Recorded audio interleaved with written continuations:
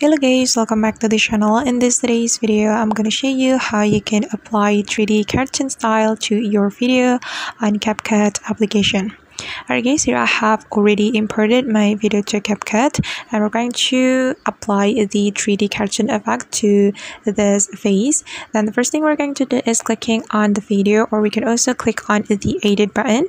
Then I'm going to click on the edit button, and this option will appear on our screen. Then we're going to select the style option. Okay, and on the style option, we're going to find the 3D cartoon style. So you can scroll all the way to the right until you find the effect or the style. Alright, and this is the 3D cartoon style. We can tap on the effect. Then we have to wait until the process has completed. Alright guys, and now the 3D cartoon style has been applied to our video. Then after we're done, we can click on the checkmark button. Then we can take a look at the result. So I'm going to play the video. Okay, and this is the result guys. And alright guys, that's how we can apply 3D cartoon style to our video using CapCut application. I hope this tutorial will be useful for you.